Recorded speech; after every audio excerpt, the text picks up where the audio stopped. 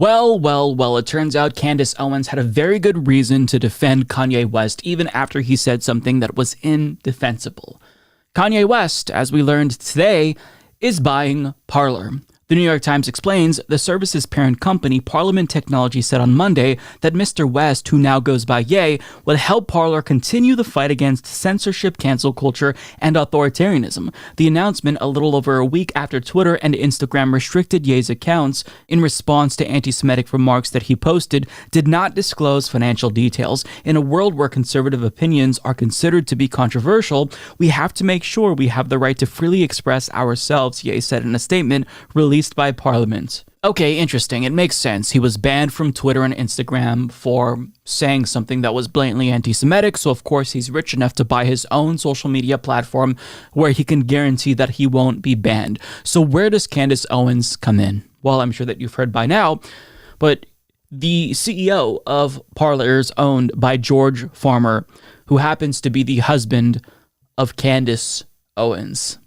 Now, Parler is also a platform that is dying. As the New York Times explains, Data.ai, which monitors App Store activity, estimated that Parler downloads across Apple's iOS platform and Google Play dropped to 21,000 in the third quarter of the year from 58,000 in the first quarter. Twitter, by comparison, had 4.5 million downloads in the third quarter, down from 5.2 million. Data.ai estimated that Parler had 706,000 monthly average users in the middle of the year, compared with an estimated 2.8 million iPhone users on Truth Social. So hear me out for a second.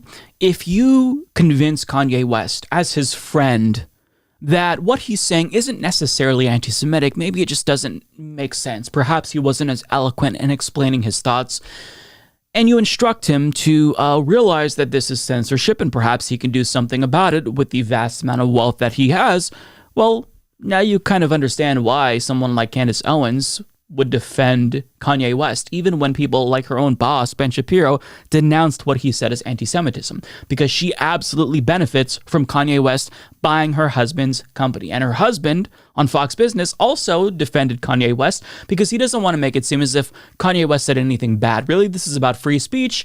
And, it's very, very good that Kanye West takes matters into his own hands, takes free speech into his own hands, and purchases his dying company. Take a look at what he had to say on Fox Business. But I wonder what you think about what Kanye West was tweeting about last week. Of course, it unnerved many people when he started talking about the Jewish community. Some say it was anti-Semitic. What are your thoughts?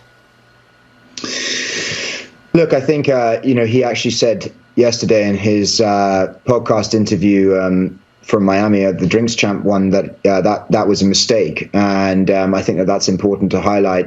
The tweet that he put out last week, as far as I could understand it, was an incorrect reference to DEF CON, obviously worded very badly. And I think that was, as he said yesterday, a mistake. He's obviously willing to have conversations that plenty of people want to have, and I think he's trying to engage in the free speech environment. Specific comments about his personal opinions, I obviously can't comment because I'm not him. But I would like to say that he's now in a place where he's fallen victim to the cancellation narrative. Whether or not what he said offended some people, of course, is up for conversation. But in all worlds, the only cure for wrong ideas is more ideas. It's more speech, not less speech, right? And so censorship in any format is never a good thing. And this is what we and he agree on. And we have been very excited to work with him on putting this deal together. Listen, some people might claim that Kanye West made anti-Semitic remarks, but really, I'm just happy that he's engaging in the marketplace of ideas, and you can't engage in the marketplace of ideas if you're being censored by big tech. So in order to avoid being censored by big tech, maybe you purchase my dying website, and then you never have to worry about this again. Very clever, very insidious. Seems like they may be taking advantage of Kanye West here. I can't prove that. Maybe this is all a coincidence. But, the relationship between Kanye West and Candace Owens has always been a little bit bizarre. He very clearly looks up to her. She's a very influential right-wing propagandist. And now it's benefiting. It's paying off, literally, for Candace Owens to have this relationship with Kanye West, aside from the clout aspect. But Farmer mentioned the Drink Champs podcast that Kanye West was on, and he made it seem as if Kanye West atoned for the anti-Semitic things that he said. Ask yourself this question. After the host of that podcast apologized for airing the interview with Kanye West then said what we're about to see. Does it really sound like he's apologetic about his anti-Semitic remarks? I watched the George Floyd documentary that Candace Owens put up. One of the things that his two roommates said was, they want a tall guy like me. They want a tall guy like me. And the day when he died, he said a prayer for, 8 minutes. Mm-hmm. He said a prayer for 8 minutes. They hit him with the fentanyl. If you look, the guy's knee wasn't even on his neck like that. All right, I want to be careful with this subject because... Wait a second, but tell me, could you even really run this interview? Because Mav didn't run my interview. Right. You know what I'm saying? They blocked me out. The Jewish media blocked me out. Yeah, I'm sure that he's deeply apologetic about his anti-Semitic tweet. Deeply, deeply saddened by that. Now notice how he cited a propaganda film by Candace Owens in that same video. And now Kanye West is supposedly going to have dinner with Donald Trump, where he'll convince Trump to join Parler, I guess. Ask yourself this question, Kanye. Why would Trump join Parler, a dying social media platform, when he has his own that's currently doing pretty well? Like, Truth Social wasn't doing great at first, but the numbers have increased now that Trump has been using the platform more frequently. Why would he join a competing platform when he has his own? Makes no sense, right? Parler's dying. If less people use it, everyone has a disincentive from using that app. Why would they use that? Because of you? It feels like Candace Owens is exploiting Kanye West. Now, having said that, though, I'm not going to infantilize Kanye West and strip him of agency. Is he mentally ill? Yes, and that's sad. However, this is a grown man with lots and lots of money, so he gets to choose who he associates with, and he's associating with someone who's just a grifter. Like when Trump was running for president, Candace Owens was anti-Trump. So she's just saying what she needs to make money and further her own career.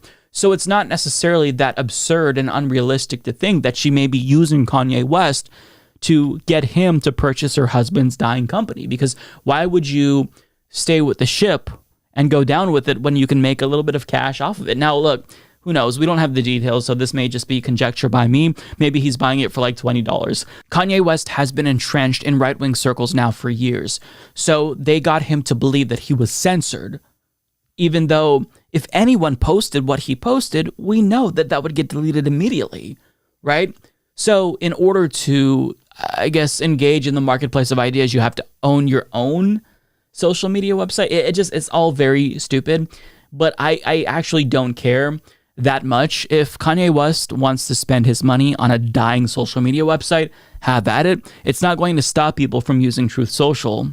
They're not going to switch over to Parler because of Kanye West. I mean, what is the overlap of Kanye West fans who enjoy his music and conservatives who would jump ship over to Parler and abandon Trump's Truth Social? It just doesn't seem like a very large demographic, right? I'm sure that the application will have like a bigger bump because of Kanye West, but overall, I don't think that he's going to save it. Like, do conservatives actually value what Kanye West says because they appreciate his art and his music? No, they're cheering him on because he's saying the propagandistic things that was peddled to him by right-wing propagandists like Candace Owens, who are constantly in his ear. So they're using him as a tool. They don't actually care about what he has to say. They don't respect him.